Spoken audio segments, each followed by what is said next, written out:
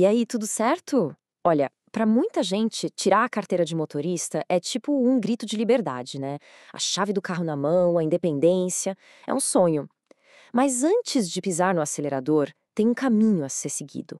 Um ponto de partida que tá lá, escrito no Código de Trânsito Brasileiro. E é exatamente sobre esse primeiríssimo passo que a gente vai conversar hoje. E ó, antes de a gente começar, já sabe, né? Deixa o like, segue a gente, compartilha, porque ajuda demais a gente a continuar trazendo esse conteúdo. Beleza, então vamos direto ao ponto. A pergunta de US$ 1 milhão para quem está começando é: o que a lei de fato exige para eu poder sequer começar o processo para tirar minha habilitação? A resposta está na legislação e olha, é mais simples do que parece. Vamos desvendar juntos o que o Código de Trânsito diz que é o começo de tudo.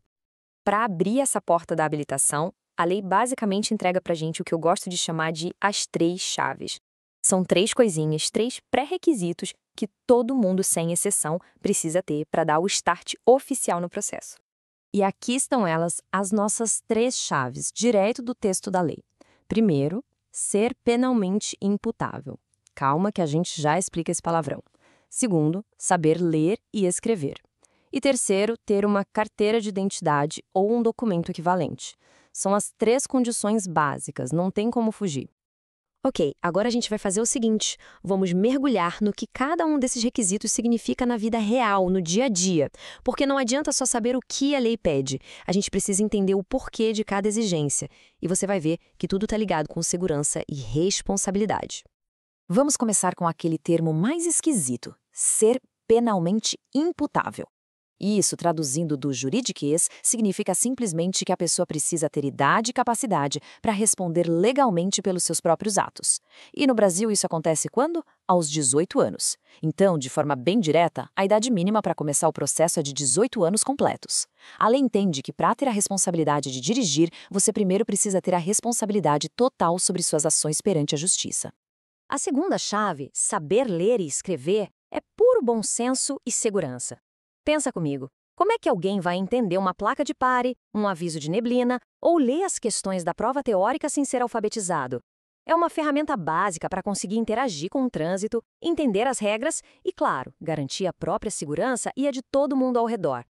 E por último, a terceira chave: ter um documento de identidade. Parece meio óbvio, né? Mas é a base de tudo. É com um documento oficial com foto tipo RG que o Detran vai saber quem é você.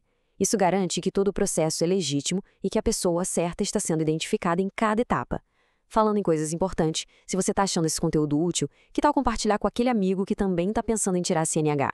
Posta nas suas redes, isso ajuda muito o nosso canal a crescer e a gente a produzir ainda mais. Certo. Então a pessoa tem as três chaves na mão. E aí? O que acontece depois? Bom, cumprir esses requisitos não é só para constar, não. É o momento em que, oficialmente, as portas do Sistema Nacional de Trânsito se abrem para esse futuro condutor. A partir do momento em que o candidato comprova que tem os três pré-requisitos, todas as informações dele são inseridas num sistema. E o nome desse sistema é RENASCE. É aqui que a vida da pessoa como motorista começa a ser registrada oficialmente, valendo para o Brasil inteiro. RENASCE, essa sigla significa Registro Nacional de Carteiras de Habilitação. Pensa nele como se fosse o grande arquivo central de todo motorista no Brasil. Desde o seu primeiro oi no CFC, passando por cada multa, cada mudança de categoria, cada curso de reciclagem, absolutamente tudo fica registrado lá. É o que cria um histórico único e nacional para cada condutor. Se a gente para olhar para esses três requisitos juntos, a gente percebe uma coisa bem legal. Eles não são só burocracia, sabe? Eles são, na verdade, os pilares que a lei define para começar a formar um bom condutor: responsabilidade, compreensão e identificação. É a base de um compromisso com a segurança que começa muito antes de ligar o carro pela primeira vez. Isso tudo leva a gente para uma reflexão final, né? Esses são só os primeiros requisitos da lei. A responsabilidade no trânsito começa muito antes, na nossa consciência. A jornada está só começando. E aí, qual vai ser o seu próximo passo para fazer a diferença? Queria agradecer demais a sua companhia até aqui. Se você gostou, se essa análise te ajudou, por favor, deixa o seu like. Sério, o like é muito importante pra gente.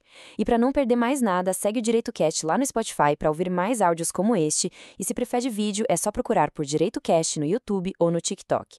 Um abraço e até a próxima.